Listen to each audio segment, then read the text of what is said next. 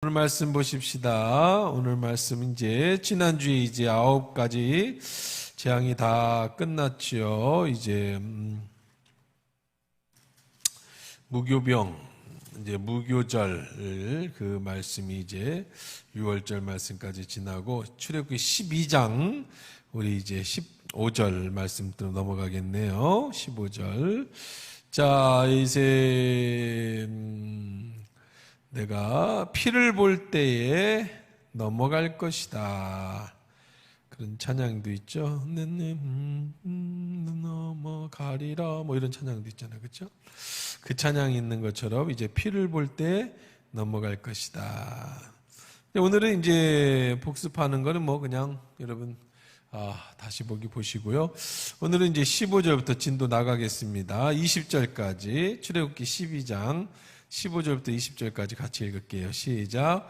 너희는 이레 동안 무교병을 먹을지니 그 첫날에 누룩을 너희 집에서 제하라. 무릇 첫날부터 일곱째 날까지 유교병을 먹는 자는 이스라엘에서 끊어지리라. 너희에게 첫날에도 성회요 일곱째 날에도 성회가 되리니 너희 이 두 날에는 아무 일도 하지 말고 각자의 먹을 것만 갖출 것이니라. 너희는 무교절을 지키라. 이날에 내가 너희 군대를 애굽 땅에서 인도하여 내었음이니라. 그러므로 너희가 영원한 규례를 삼아 대대로 이날을 지킬지니라. 첫째 달 그 달 열 나흘 날 저녁부터 21일 저녁까지 너희는 무교병을 먹을 것이요 이래 동안은 누룩이 너희 집에서 발견되지 아니하도록 하라. 무릇 유교물을 먹는 자는 타국인이든지 본국에서 난 자든지 막론하고 이스라엘 회중에서 끊어지리니 너희는 아무 유교물이든지 먹지 말고 너희 모든 유하는 곳에서 무교병을 먹을지니라. 아멘. 좋으신 하나님, 이 시간에도 우리가 주시는 말씀의 은혜 받도록 이 시간 역사해 주옵소서. 예수님의 이름을 기도합니다. 아멘. 자, 이제 규례를 하나 정했어요. 명절을 하나 만들었습니다. 하나님이. 자, 지난번에 6월절 만들었죠. 6월절, 그렇죠? 아비벌 14일째 되는 날은 이제 새롭게 새해가 시작되고 그 다음에 6월 다음날 넘어간다는 거예요. 6월절. 이 날은 무엇을 기념하는 날이에요? 죽음의 사자가 6월절 어린 양의 피를 바르면 예수 보혈의 피를 발라서 우리가 살아가는 거죠.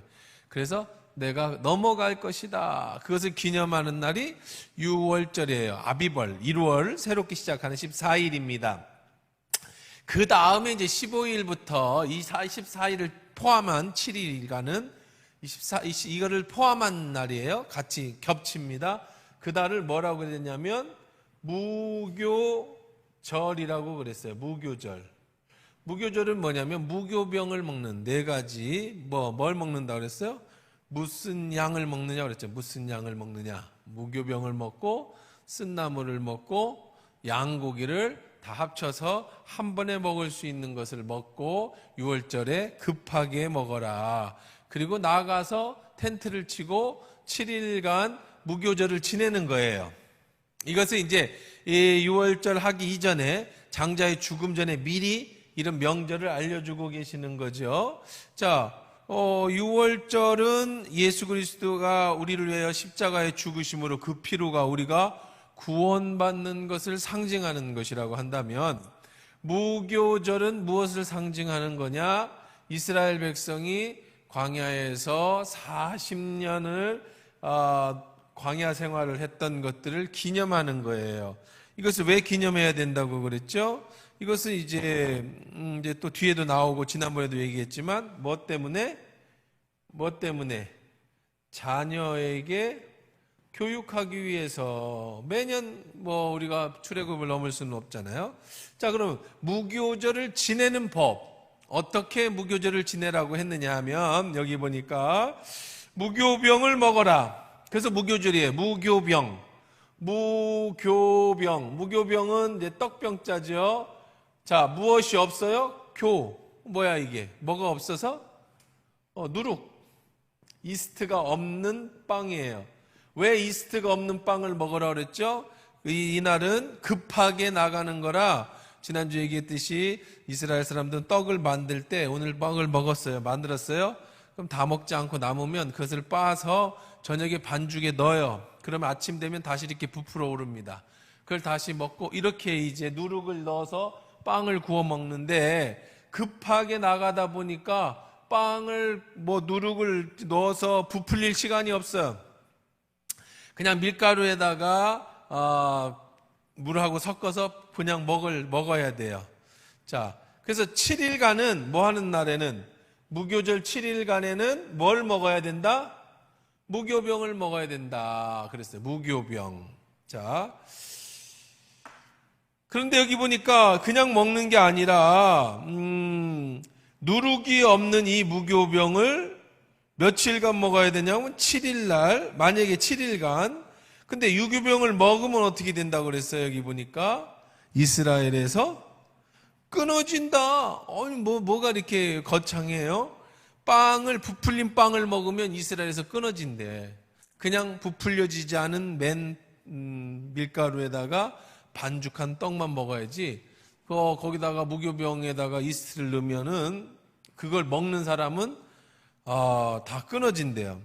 자, 그 정도가 아니라 끊어질 정도가 아니라 18절, 19절 보세요. 시작.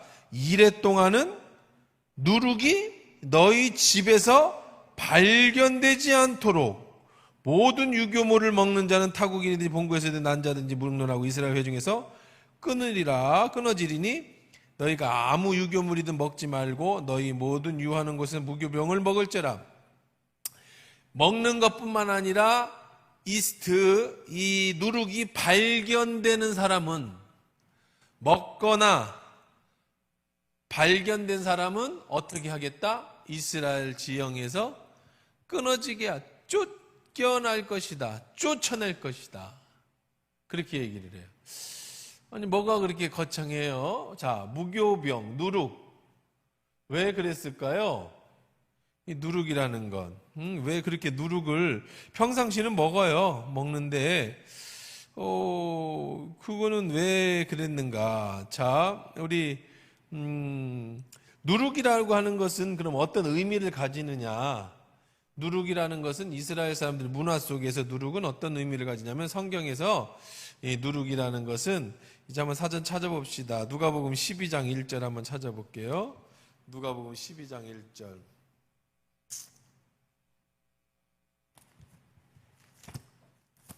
누가복음 12장 1절에 보면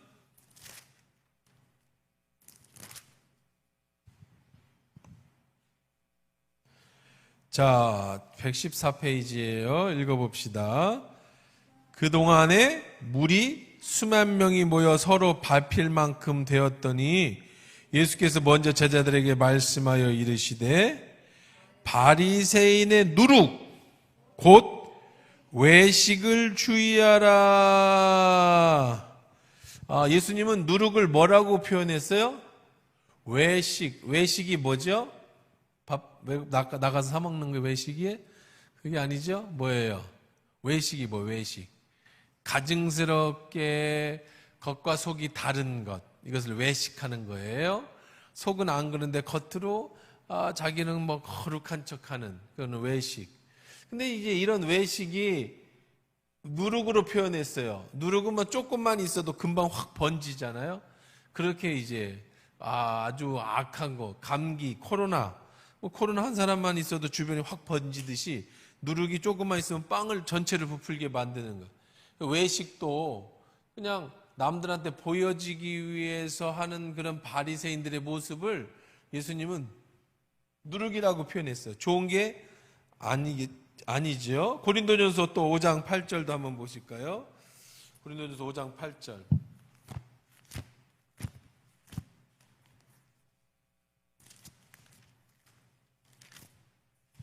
5장 8절. 같이 읽어봅시다. 시작.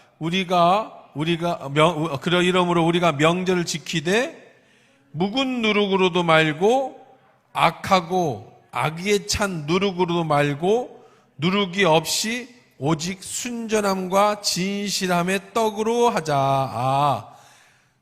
누룩이 없는 것을 순전하고 진실하다고 했고 누룩은 뭐라고 표현했어요?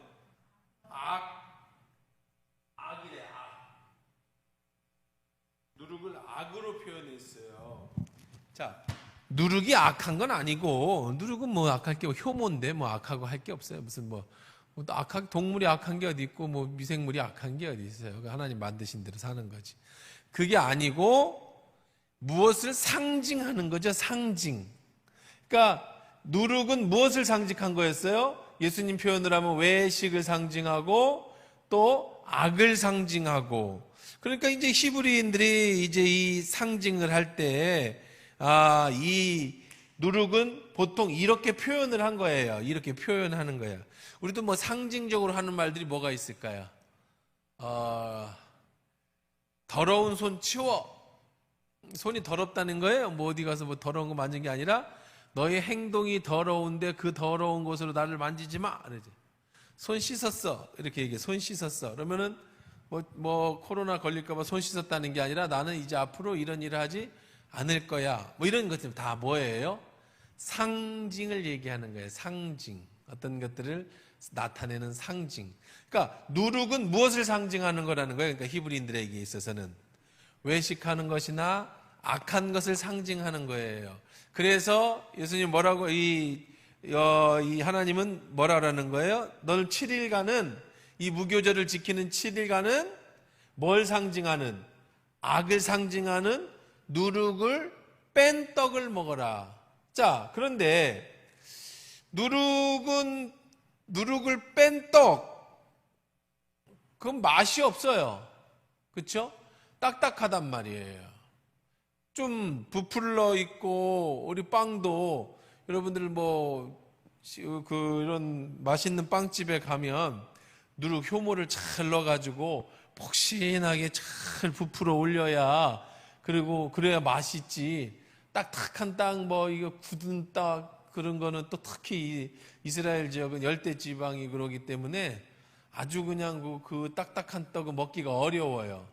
그런데 그런 떡만 먹으라는 거예요.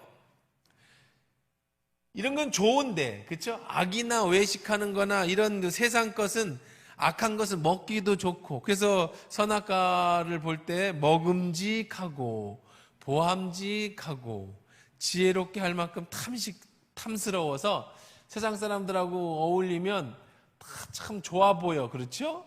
세상 사람들이 좋은 옷 입었고 좋은 거 가졌고 자랑하고 그런 거 보면 참 가지고 싶고 먹음직하고 보암직도 하고 예쁘고. 자, 그런데 그런 것들로부터 이번 일주일간은 그런 것들로부터 좀 떨어져 있어라, 이런 얘기예요. 그래서 너희 집에 그런 것들을 다 남겨 있지 않게 샅샅이 청소하라 그럽니다. 이스라엘 사람들은요, 이 무교절을 지금도 지켜요. 2022년에도. 그래서 어느 정도냐면 이 유대인들, 랍비들이나 이런 사람들은요, 지금도 현미경이나 만안경이 이거 돋보기 이런 걸 들고 다니면서 집에 혹시 빵가루가 있는가 지금 그렇게 찾아서 지킵니다. 지금 시대 2022년에도. 그래서 집에 이 무교절에는 이 빵가루가 하나도 없이 깨끗하게 치워야 돼. 왜냐하면 여기서 그런 게 나오면 너는 재버린다고 그렇게 얘기를 하셨으니까. 그래서 참 유대인들은 지금도 그렇게, 그리고 무교절이 되면 텐트를 쳐야 되거든요. 그러니까 좀 여유 있는 사람들은 광야에 텐트를 치고, 여유가 없는 사람들은 동네, 우리식으로 말하면 공원 같은 데 다 나와서 텐트를 쳐요. 일주일간. 그래서 텐트도 여러 가지 텐트가 있는데 그냥 치는 게 아니고 하늘이 뚫려져 있는 텐트를 쳐야 되고. 왜요? 하늘에 별을 봐야 되거든요, 잘 때. 왜 그래? 그러니까 우기가 있기 때문에 비가 오고 그러지는 않습니다. 그러면 왜 별을 봐야 되냐면 다 상징이죠. 아브라함이 하늘의 별과 같이 내 아들을 주겠다, 우리는 그 자녀다라는 것들을 보기 위해서 텐트를 치는데, 하늘이 뚫려져 있는 텐트를, 그것도 안 되는 사람들은요, 집 베란다나 집들에다가 텐트를 치고, 그러면 무교절에는 꼭 똑같이 그 텐트 안에서 같이 자면서 옛날에 유월절 이야기를 하는 것이 지금도 명절이에요. 그리고 첫날하고 마지막 날은 이제 유월절이죠. 첫날은. 그리고 마지막 날에는 성회로 모입니다. 성회로 모인다라는 거는 축제를 열어요. 축제, 회당에서. 그래서 실로암에 가서 물을 떠다가 길어가지고 물을 뿌리면서 불꽃놀이를 해요. 화려하게 불쇼를 하고. 그래서 이제 그런 것들, 이런 것들을 무교절날 합니다. 그래서 예수님도 무교절에 하신 말씀이 있어요. 너희 목마른 자들아 내게로 오라. 내게 와서 생수를 사 먹되 값없이 먹어라. 이런 말씀을 하신 거는 저 실로암에서 물을 길러다가 거기다가 뿌리는 그런 작업을 하는 모습을 보면서 그 물은 너희를 목마르게 하지만 내게 와서 생수를 사 먹어라. 사마리아 여인에게 얘기했듯이 이렇게 말씀하셨던 그것도 바로 그런 맥락에서 나오는 그런 겁니다. 그래서 무교절에는 그런 것들을 있었다. 그 다음에 무교절에는 이런 무교병을 먹는 것하고 뭐 이런 누룩을 없애는 거하고 또 어떤 일을 했어요. 16절에 보니까 첫날에도 성회, 일곱째 날에도 성회가 있대. 이 두 날에는 뭐 하지 마라? 아무 일도 하지 말고 먹기만 해라. 아무 일도 하지 마라. 먹기만 해라. 그러니까 이스라엘 사람들은 이날은 쉬는 날이에요. 무교절에는 첫날과 끝에는 쉬고 파티 열고 축제를 여는 그런 날입니다. 그래서 쉬는 거는 그냥 쉬는 게 아니고 쉬라고 해서 그냥 노는 게 아니고 그날은 뭐 하라고 그랬어요? 그러니까 성회를 열어라. 성회. 예, 그러니까 이런 예배를 드리라는 거예요. 성전에서. 그러니까 이제 우리가 쉰다라고 할 때 예수님이 하나님이 우리에게 안식일을 지키라고 하고 오늘 우리에게 주일을 주기로 하는 주일은 여러분 주일이라고 할 때 우리가 쉰다라고 얘기하면 세상 사람들은 왜 너 교회 가서 힘들게 일해? 쉬어야지 라고 얘기를 하지만 우리는 그게 아니에요. 주일은 쉬는 거예요. 어떻게 쉬느냐? 성회를 열고 쉬는 거야. 그러니까 우리에게 하나님이 안식일을 주시고 주일을 주는 것은 쉬라는 것은 육신의 쉼뿐만 아니라 예배를 통해서 우리의 영혼이 쉬는, 그래서 다시 한번 재충전을 하고, 쉰다라는 건 뭐죠? 쉬면서 피로를 풀고 새 힘을 얻어서 다시 일하는 것을 쉬는 거라고 하잖아요. 재충전하는 것을 쉬는 거라고 그러잖아요. 그래서 우리는 7일째 되는 날에는 다시 쉬는 것이다 그랬습니다. 자, 그 다음에 열 나흘간, 이제 열 나흘 날까지 7일간은 무교병을 먹어라. 이건 규례는 대대로 지켜라. 막론하고 누룩이 발견되면 다 끊어질 것이다. 그리고 너희들은 유교물 먹지 말고 너희 모든 유하는 곳에서 무교병을 먹어라. 자, 그래서 이 왜 그러면은 무교절날 6월절 무교절에 또 무교병을 먹으라고 했느냐? 또 다른 의미도 있어요. 그럼 고린도후서 5장 17절 한번 찾아봅시다. 고린도 5장 17절.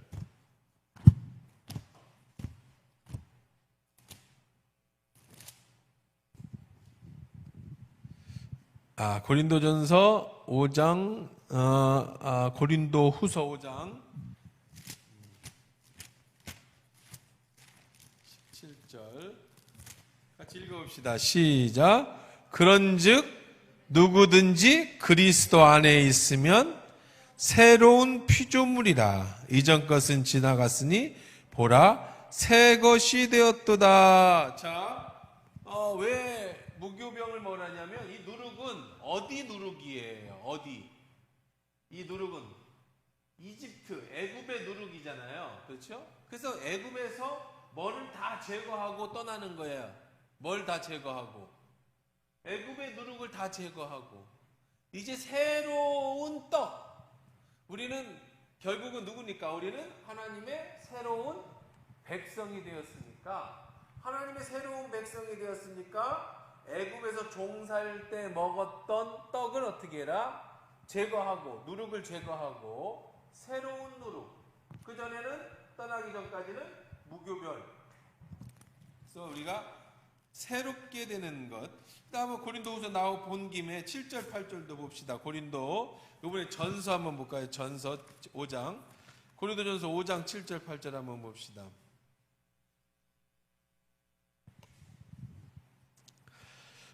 고린도서 5장 7절 8절. 자, 7절 시작. 너희는 누룩 없는 자인데 새 덩어리가 되기 위하여 묵은 누룩을 내버리라. 우리의 유월절 양 곧 그리스도께서 희생되셨느니라. 이러므로 우리가 명절을 지키되 묵은 누룩으로도 말고 악으로 악에 찬 누룩으로도 말고 누룩이 없이 오직 순전함으로 진실함으로 떡으로 하자 그랬어요. 자, 여기 보니까 우리는 원래 누룩이 없는 자다. 새 덩이가 되기 위하여 묵은 누룩을 내버려라. 유월절 양 곧 그리스도께서 희생되셨다. 그래서 우리가 예수 그리스도의 은혜, 그분의 희생으로 우리가 거듭나서 새 사람이 된 우리는 과거의 누룩, 세상의 누룩을 제하여야 된다는 거예요. 그러니까 여러분 예수님을 믿었으면 이제 오늘 여러분들이 신앙생활을 하게 되면 내가 예수 믿기 이전에 세상에서 과거에 살 때에 가지고 있던 더러운 누룩들, 이런 습관들, 행동들, 이런 것들을 어떻게 하라는 거예요? 벗어버리고 새로운 피조물이 되라는 거죠. 그리스도 안에 있으면 우리가 새로운 피조물이 되니까 그러니까 옛날에 즐거워하던 것, 옛날에 그리스도인 믿기 전에, 예수 믿기 전에 나를 즐겁게 했던 것들은 다 뭐하고 벗어버리고 새롭게 이제 하라라고 하는 그런 말씀이 오늘 이제 무교절에 나오는 겁니다. 자, 그 다음에 이제 무교절이 끝났으면 이제는 뭐예요? 이제 유월절에 대한 말씀을 한번 보도록 하죠. 21절부터 28절 유월절에 대해서. 자, 시작. 모세가 이스라엘 모든 장로를 불러서 그들에게 이르되 너희는 나가서 너희의 가족대로 어린 양을 택하여 유월절 양으로 잡고 우슬초 묶음을 가져다 그릇에 담아 피에 적셔서 그 피를 문 임방과 좌우 문설주에 뿌리고 아침까지 한 사람도 자기 집 문 밖에 나가지 말라. 여호와께서 애굽 사람들에게 재앙을 내리려고 지나가실 때에 문 임방과 좌우 문설주에 피를 보시면 여호와께서 그 문을 넘으시고 멸하는 자에게 너희 집에 들어가서 너희를 치지 못하게 하실 것임이니라. 너희는 이 일을 규례로 삼아 너희와 너희 자손이 영원히 지킬 것이니 너희는 여호와께서 허락하신 대로 너희에게 주시는 땅에 이를 때 이 예식을 지킬 것이라. 이후에 너희의 자녀가 묻기를 이 예식이 무슨 뜻이냐 하거든 너희는 이르기를 이는 여호와의 유월절 제사라. 여호와께서 애굽 사람에게 재앙을 내리실 때에 애굽에 있는 이스라엘 자손의 집을 넘어사 우리의 집을 구원하셨느니라 하라 하매 백성이 머리 숙여 경배하니라. 이스라엘 자손이 물러가서 그대로 행하되 여호와께서 모세와 아론에게 명령하신 대로 행하니라. 자, 이제 유월절, 첫 유월절을 지키는 거예요. 언제 지키는 거예요? 아직 죽음의 사자가 오기 전에. 그러니까 아직 죽음의 사자가 임하지 않았어요. 오늘 저녁에 지켜요. 그래야 오늘 저녁에 사자가 와요. 어떻게 하래요? 자, 우선은 그에게 이르되 너희는 가족대로 양을 잡아라. 그래서 무교절에 6월절에는 어린 양을 잡아 먹으라 했잖아요. 밤새 먹으라 그랬잖아요. 뼈를 꺾지 말고. 자, 모세가 명령하는 거예요. 양을 잡아요. 양을 잡으면 피가 나올 거 아니에요. 목을 이렇게 탁 잡는 거예요. 자, 목이 피가 탁 터질 거 아닙니까? 그럼 그 피를 받아요. 그 피를 받아서 우슬초가 가장 비슷한 게 뭐냐면 떡 딱 맞는 건 아닌데 그냥 뭐라고 상징하면 되냐면 쌀이 있죠. 쌀이 빗자루 같은 쌀이. 그게 이제 막 뭐가 달렸잖아요. 그런데 가지가 장가지가 많고 옆에 막 잎 같은 게 많이 달렸잖아요. 그리고 가는데 굵고 그러니까 그거에다가 이제 쌀이에다가 쌀이비 같은 거예요.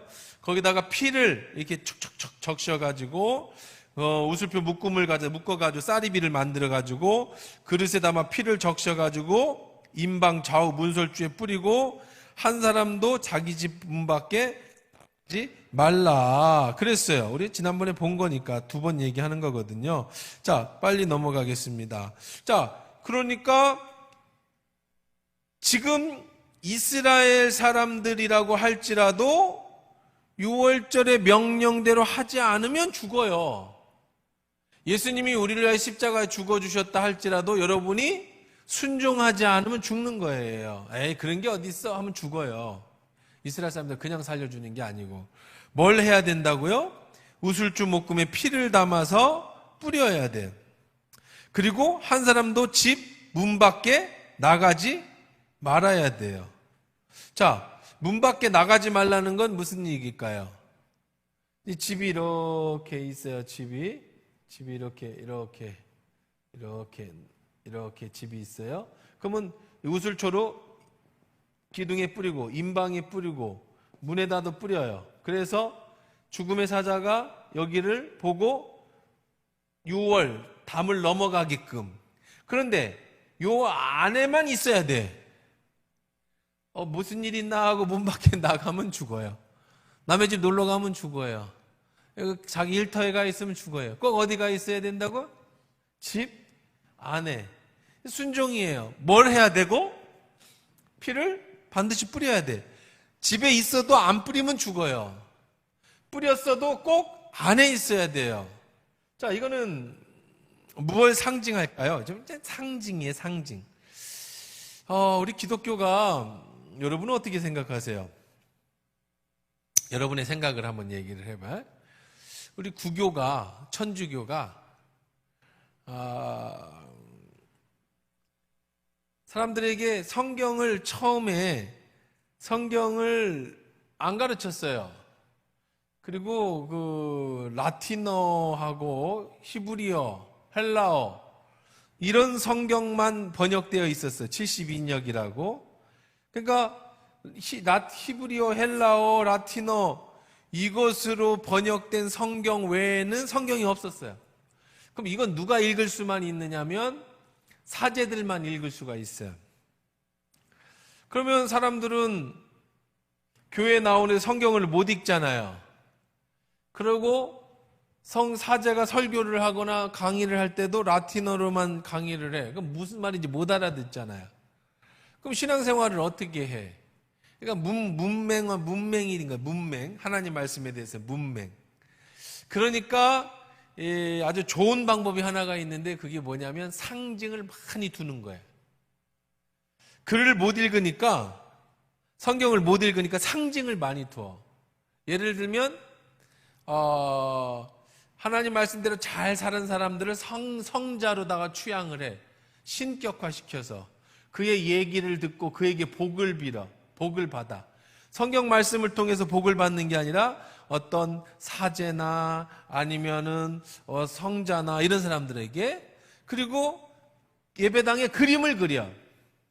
예수님의 일대기를 그림으로 싹 그리는 거예요. 유리창에다가는 예수님이 십자가를 지시기 전에 고통당하셨던 장면들을 쭉 그림으로 그려. 그리고 예배당을 화려하게 색칠을 하고 그림을 그려서 뭐 천사도 있고 아브라함도 이렇게 아브라함이 이삭을 이렇게 바치는 장면도 그리고 다윗이 싸워서 승리하는 장면도 그리고 막 그림을 그냥 여기 몸에다가 문신 새기듯이 예배당 안에다가 그림을 막 화려하게 그려놓는 거예요. 자, 그러면 이 사람들이 예배당에 와서 성경을 모르니까, 못 보니까, 말씀을 모르니까 그림을 보면서 배워. 몇 개만, 중요한 것만. 예수님이 이렇게 고난을 당하셨구나. 하늘의 그림을 보면서 그래, 이삭을 바치는 아브라함의 믿음. 이런 것들을 아주 상징을 쫙 하고, 그리고 이 모든 것들에게 다 의미를 부여해, 의미. 그래서 이 사제도 옷 하나하나에 다 의미를 부여하고, 그 다음에 절기를 막 끊어놔서. 자, 이게 왜 그랬느냐면 하나님 말씀을 모르니까. 그러면 왜 그렇게 모르게 했습니까? 라고 하면 하나님 말씀은 너무 귀한 거라 함부로 읽거나 함부로 해석하지 못하게. 그럼 그런 의미가 있어요. 자, 그런데 이제 이러다가 500여 년 전이죠. 500한 2, 3년 전에 우리 잘 아는 것처럼 마틴 루터 찌빙글리 뭐 이런 사람들이 종교 개혁을 했어. 개혁. 이게 뭐냐? 우리가 하나님 말씀 그대로 들을 수 있지, 우리도. 그래서 이제 그때 때마침 인쇄술이 발견이 돼요. 인쇄하는 기술이 발전해. 하나님이 다 허락하신 거죠.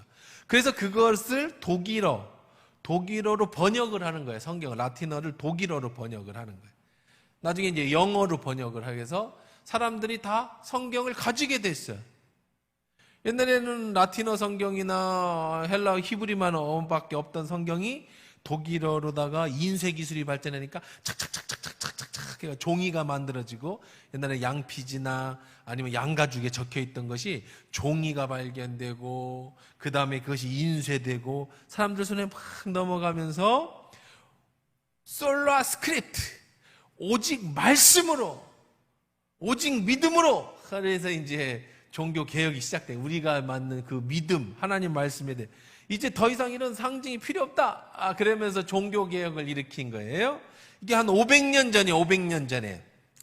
그래서 우리는 그 구교에서 종교 개혁된 개혁교회예요. 개신교라고 그러죠.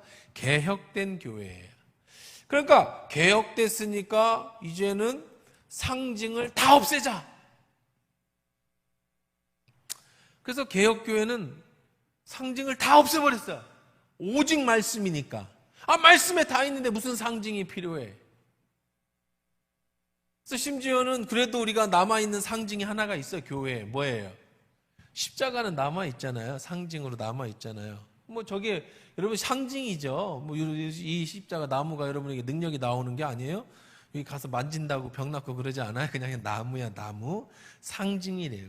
이것을 믿을 때, 십자가를 예수 그리스도의 은혜로 믿을 때 역사가 일어나는 거지, 나무 자체로는 아무 역사도 안 일어난다고요. 자, 그런데 생각을 해보세요, 여러분. 상징이 다 나쁠까? 우리는 사실 너무 간 거야, 개신교는. 너무 가버렸어. 자, 지금도 다 상징이에요. 자, 누룩도 상징이고, 하나님도 다 뭐라고 그랬어요? 너희들 계속해서 유월절과 무교절을 지켜라. 지금도 지킨단 말이에요, 유대인들은요. 그때마다 뭐예요? 무교절이면은 나라가 전체적으로, 근데 쉬지는 않아요. 첫날과 마지막 날은 쉬어요. 국교의 나라야. 나머지는 일해요. 그러니까 저녁에 모여서 무교절을 지내는 거죠. 그 다음에는 직장 다녀요. 다 유대인들 직장 다녀요. 저녁 때 퇴근을 공원으로 하고 광야로 가고, 능력 있는 사람들은 직장 안 가고 일주일을 그냥 푹 쉬기도 하고. 참 자녀들하고 같은 시간을 보내는 시간이에요. 그때는 온 가족이 함께 저녁마다 파티를 하는 시간이에요. 자, 이게 다 상징이잖아. 상징. 무슨 상징이에요? 무교절을 상징하고, 어린 양은 상징하고, 쓴 나무를 상징하고, 이게 지금 뭐가 상징하고, 왜 그것을 상징하라고 한 거냐면, 잊어버리지 마라. 무교병을 보면서 누룩 없이 급하게 나왔던 그때를 잊어버리지 마라.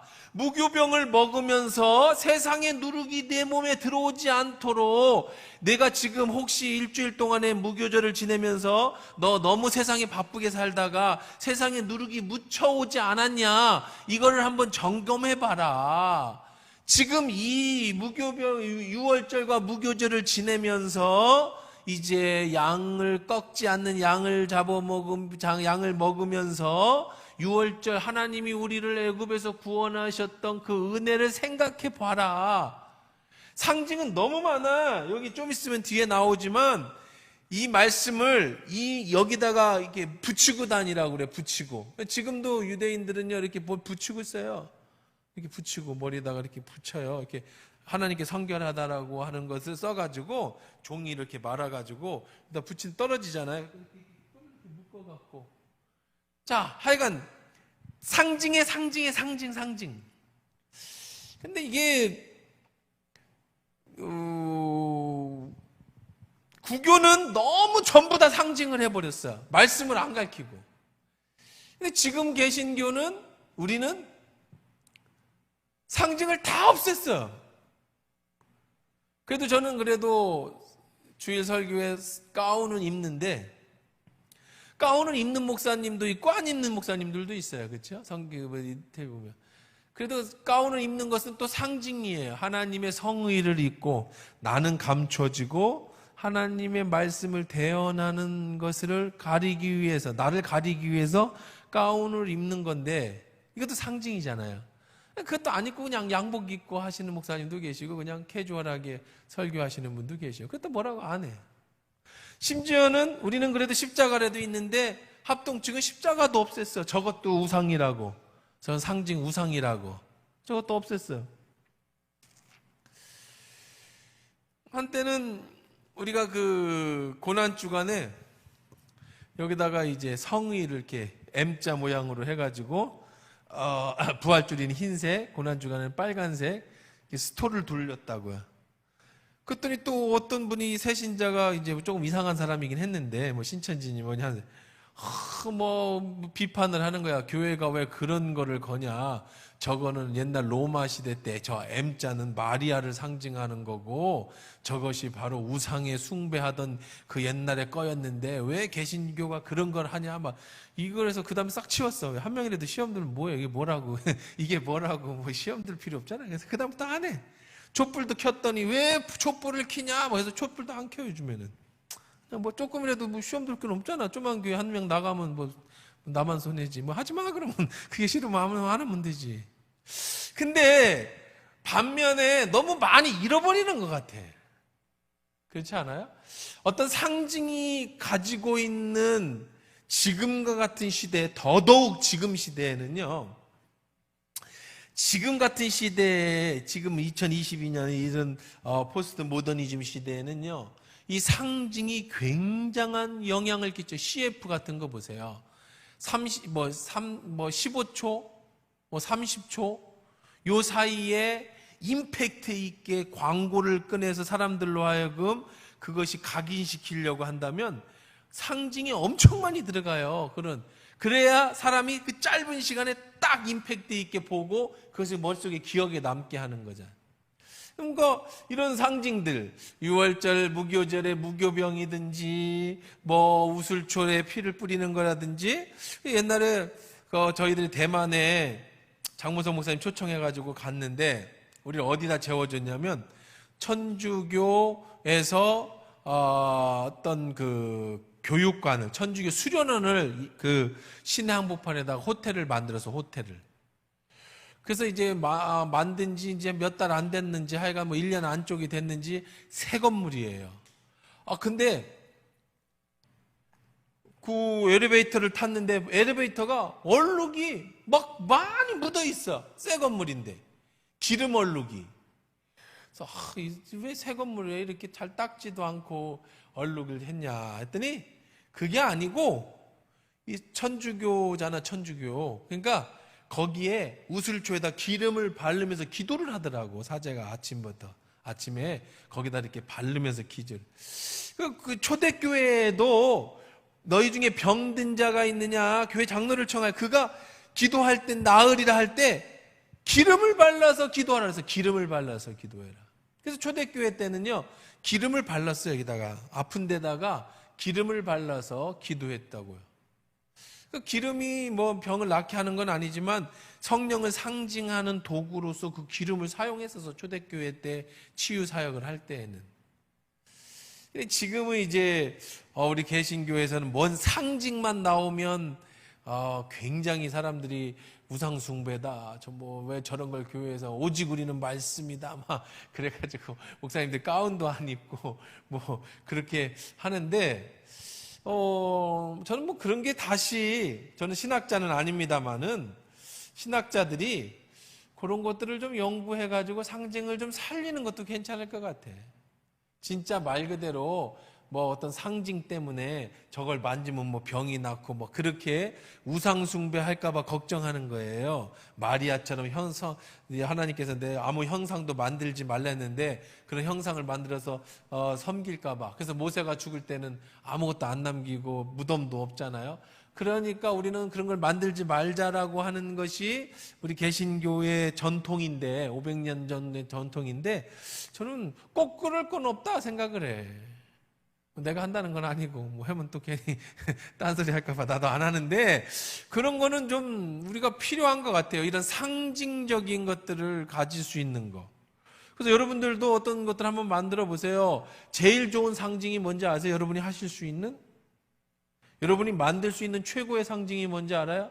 그것만 보면 기억에 남고 기념이 될 수 있는 거. 필사성경이야, 필사성경. 여러분 창세기부터 말라기까지 손으로 쓰세요. 그러면 자자, 손손, 대대, 손자의 증손자까지 그걸로 상징을 남아. 너희 외할머니, 너희 할머니의 신앙이 이랬다라고 하는 상징을 남아. 힘들죠? 좋은 거야. 해봐요. 가능성 있으면 지금부터 뭐 죽기 전까지 하지 않겠어요? 펜, 요즘 펜 좋은 거 많이 나오잖아요. 그리고 우리도 이제 교회에서 써서 해놨지만 저기 가면 노트도 팔고 하니까 뭐 글씨 써서 해놓으면 이거는 너희 할머니가, 너희 어머니가, 그거 볼 때마다 이게 상징, 우리의 신앙의 상징, 우리 집안은 기독교 명문이었다는 상징, 어머니가 이렇게 너를 위해서 기도했다라고 하는 상징. 거기다가 이제 뭐 성경 중간 쪽에 이렇게 앞으로 여러분들의 증손자를 위해서 편지도 써서 성경의 끝쯤 그 사이에 꽂아놔. 야, 우리 증조 할머니가 태어나지도 않은 나를 위해서 얼마나 의미 있어. 재미있잖아. 좋잖아요. 상징. 어쨌든 6월절에는, 무교절은 그런 상징적인 것이 있다라고 그랬어요. 그래서 재앙을 내려 넘어가니라 그랬습니다. 그래서 24절에 너희는 이 일을 규례로 삼아라. 그래서 너희 자손이 영원히 지켜라. 그럼 이 상징이 왜 필요합니까? 이것 때문에 그래요. 26절에 아니 이후에 너희 자녀가 묻기를 이 예식이 무슨 뜻입니까? 어머니, 이 성경이 무슨 뜻입니까? 우리 집에 있는 이 갑오가 뭔 뜻입니까? 지금 십자가에다가 뭘 걸어놨어요? 저게 무슨 뜻입니까? 목사님이 가운을 입는 것은 무슨 뜻입니까? 뭐 무슨 뜻입니까? 물어볼 거 아니야. 누가? 후손이. 그러면 그때 이야기를 해주면서 뭐 하는 거예요? 신앙 교육을 시키는 거예요. 우리는 이러한 명문 집안이다. 우리는 이러한 하나님이 선택한 백성이다. 그때 너희 할아버지 때, 증조 할아버지 때, 모세 시절에 이런 일이 있었고 그 피를 이어받은 것이 우리다. 이런 것들이죠. 그래서 뭐라고 그러냐고요? 무슨 뜻이냐 묻거든. 이게 상징인 거죠. 너희는 이르기를 이렇게 얘기하라고. 이는 6월절에 여호와 6월절 제사라. 여호와께 애굽 사람에게 재앙을 내리실 때 애굽에 있는 이스라엘 자손의 집을 넘으사 우리의 집을 구원하셨느니라 하라 하매 백성이 머리 숙여 경배했다. 이스라엘 자손이 물러가서 그대로 행하되 여호와께서 모세와 아론에게 명령하신 대로 행하니라. 자, 이게 이제 우리 6월절까지, 다음 주에는 이제 마지막 재앙, 장자의 죽음에 대해서 우리가 이제 다음 주에 우리가 보도록 그렇게 하겠습니다. 자, 집 밖에 나가지 마라 그랬어요. 집 밖에 나가지 마라. 이거 아까 하다가 우리가 빼먹었나 봐요. 자, 지금 시대에는 이 집이 뭐예요? 집이 교회예요, 교회. 하나님의, 예수님의 피가 아니라 하나님의 피값으로 세우신 교회다. 하나님의 피값으로 세우신 교회. 예수께서 피 흘려서 어린 양 되신 예수가 피를 흘렸어요. 그 피를 어디에 발라요? 예배, 교회의 문설주에. 그러니까 예배당이 아니고, 여기 예배당이고, 이게 교회가 아니고, 교회는 우리들의 모임을 교회라고 하는 거예요. 우리 이렇게 모여서 예배하는 이 모임을 교회라고 하는 거예요. 이 건물은 뭐라고 하고? 예배당이라고 하는 거고, 이 예배당에다가 피를 바른 게 아니라 우리들의 모임에 피를 바른 거예요. 그래서 베드로에게 너는 개바라 장차 반석이라. 그 위에 내 교회를 세우리니 무엇이 음부의 권세가 이기지 못해. 악한 사단 마귀가 들어오지를 못해. 어디에? 예배당 안에, 교회 안에, 우리들의 교회 안에. 왜? 음부의 권세가 이기지 못해. 예수의 피가 발려져 있어요. 성령이 우리 안에 계셔서 인쳐 주셨어요. 증거를 삼아 주셨어요. 그래서 우리는 너희들이 그랬어요. 절대로 밖에 나가지 마라. 궁금하다고 나가지 말고, 그리고 피를 반드시 발라야 된다.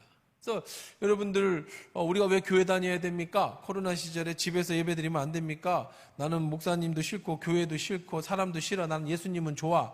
그러니까 나는 기독교인이지만 교회 나가긴 싫어. 나 혼자 집에서 예배드리면 안 돼. 요 인터넷 보면서 헌금은 저 기아대책에다 하고, 난 11조도 낼 수 있어. 나는 헌금도 낼 수 있어. 나는 봉사활동도 할 거야. 그러나 나는 교회는 안 나가. 나는 나 스스로의 신앙을 지킬 거야. 이거는 안 된다. 왜? 예수의 피값으로 세우신, 하나님의 피값으로 세우신 교회만이 음부의 권세가 이기지 못해. 세상에 나가서 혼자 신앙은 못 지켜. 우리의 구원은 개인이 받는 게 아니에요. 개인이 받지요, 당연히. 믿음으로. 구원받은 사람들이 함께 모여 있을 때 우리의 구원이 유지되는 거야. 이걸 갖다 뭐라고 그런다? 교회라고 하는 거야. 교회. 그래서 구원은 우리 교회를 통해서 받는 거야. 개인을 통해서 받는 게 아니고. 그래서 음부의 권세가 이기지 못하는 것은 떠나서는 안 된다. 그래서 문설주의 피를 보시면 여호와께서 그 문을 넘어갈 것이다. 그래서 성도는 교회의 울타리를 넘어가면 안 돼. 집 밖에 나가면 안 된다는 거예요. 불순종하면 죽는 거예요. 그런 게 어디 있어? 난 할 거야. 뭐 해. 뭐 죽겠다는데 어떻게? 난 집 밖에 나갈 거야. 나가야지 뭐. 우리에게 뭐가 있는데? 자유의지가 있는데 본인이 죽겠다고 나가는 걸 그걸 어떻게 막아? 난 떠날 거야. 그거 어떻게 막아? 난 죽을 거야. 그거 어떻게 막아? 자유의지인데. 이거 본인의 의지예요.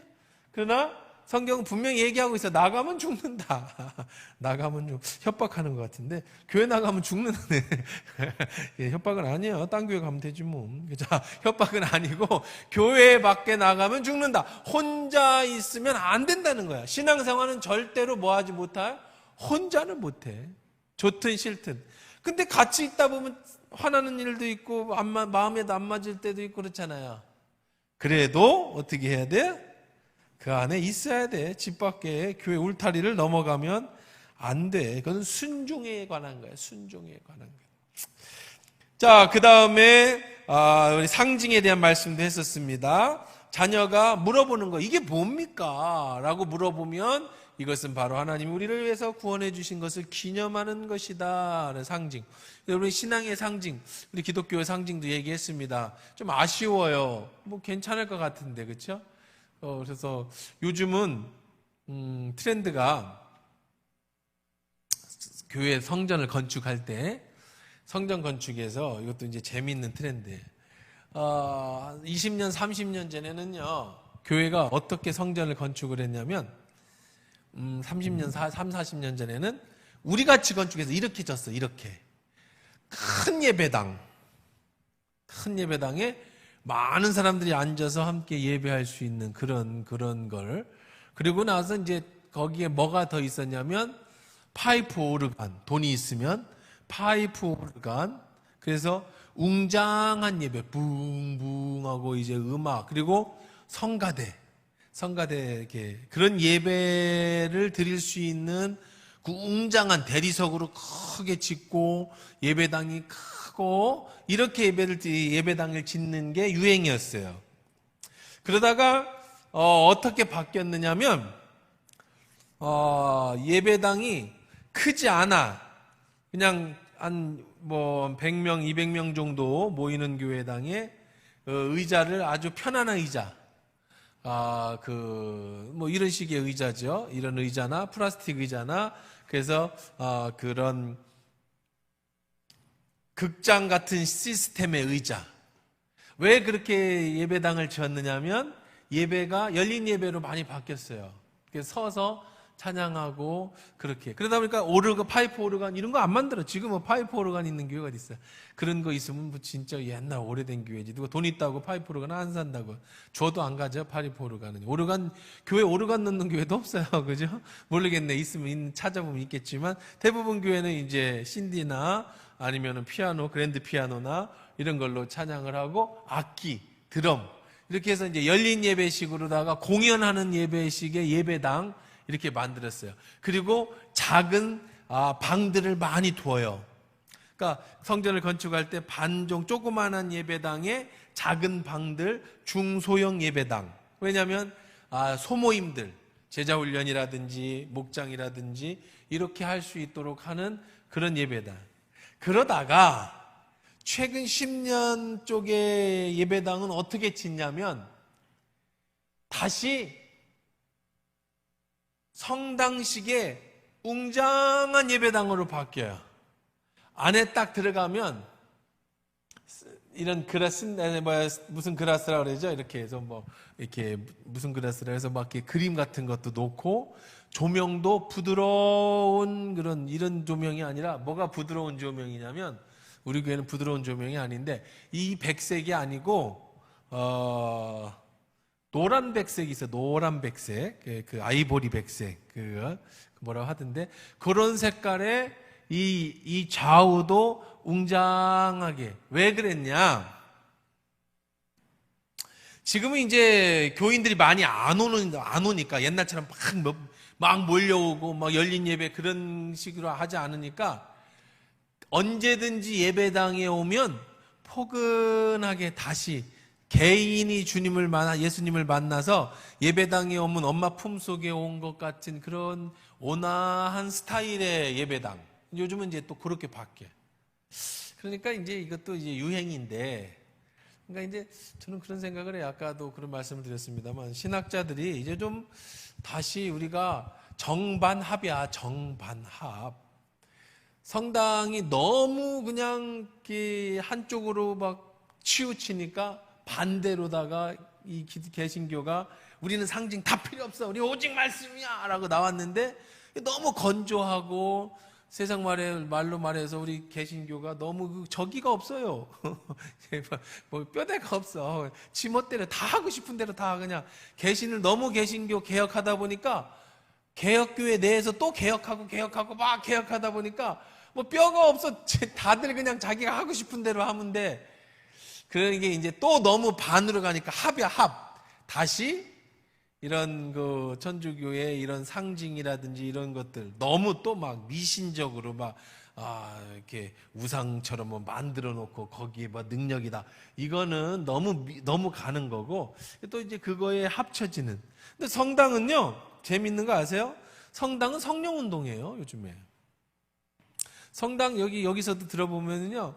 얘들 우리 찬양 불러면 저 청년들 우리들 복음성가 불러요. 그리고요 성당도 그런 거 아세요? 성당 사람들도 기도원 같은 데 있어가지고 성령 받고 방언하고 불러 하고 그래. 그 대신에 몰래 하지, 조심스럽게. 자기들 내에서 이단시 취급을 해. 성당 내에서도 자꾸 그러면 이단시 취급을 한다고. 근데 성당 내에서도 성령운동이 일어나. 신유도 하고 치유도 이렇게 하고. 또 개신교 쪽에서는 요즘에 이제 영성운동, 이것 또한 20-30년 전부터 있었던 건데 20년 개신교에서도 영성 이런 식으로 해가지고 뭐 묵상, 이게 다 이제 옛날 구호잖아요. 그 다음에 뭐 묵상 중에서도 이제 우리가 그냥 성경을 묵상하는 묵상 정도가 아니라 이렇게 일주일 동안 입에다가 자갈 물고 아무 말도 안 하고 계속 하나님만 바라보는 뭐 그런 거라든지, 거룩한 독서 이런 거. 거룩한 독서가 뭐냐면 이제 말씀 읽고 그 안에서 깊이 묵상하면서 이렇게 들어가는 거라든지. 그러니까 성당식, 천주교식의 이런 영성 훈련, 이게 많아요. 이런 훈련소가 또 거기 가서 하는 이제 뭐 그런 것들이 이제 이렇게 많이 하지는 건데, 어쨌든 너무 극단적으로만 가는 것은 또 옳지 않다. 그래서 상징, 우리 속에 어떤 상징이 필요할까? 아까도 얘기한 것처럼 여러분들도 어떤 상징적인 걸 자꾸 한번 만들어 보세요. 만들어 보래. 그래서 저 요즘에 코로나 시절에 우리 교회에서도 뭐 마땅히 할 수 있는 게 없잖아요. 뭐 우리가 성경 퀴즈 대회도 열면 좋겠고, 찬송가 경영 대회도 하면 좋겠고, 근데 오후 예배 때 밥 먹고 해야 되는데 코로나라 밥 안 먹고 모이기가 힘드니까 주로 이제 뭐 사진 붙여오기, 뭐 감사 편지 쓰기, 이제 그런데 그걸 해보세요. 그것도 괜찮아요. 상징적으로 나의 인생에 감사한 내용들 사진첩 찾으면서 붙이고 그려보고 말도 써보고 감사한 사람들한테 편지도 써보고 뭐 사행시도 좀 이런 것들이 너무 이렇게 우리가 너무 와일드하게만 하지 말고 또 감성적으로 돌아갈 필요도 있다. 제일 좋은 거 아까 얘기한 것처럼 성경 한번 써보세요. 일독 한번 전체를 한번 5년도 걸릴 수도 있고 뭐 3년도 걸릴 수도 있고 10년도 걸릴 수도 있겠지. 근데 남겨놓으면 자녀가 묻기를 이것이 무슨 뜻이냐 하거든 너희 증조 할머니께서 하셨다 하라. 이제 자 어쨌든 그렇습니다. 그래서 오늘 말씀 유월절에 관한 또 무교절에 관한 누룩의 의미, 누룩이라는 것은 세상적인 것인데 이것이 들어오지 않게 우리는 새로운 피조물이 되게 해라. 말씀 생각하면서 같이 기도하십시다.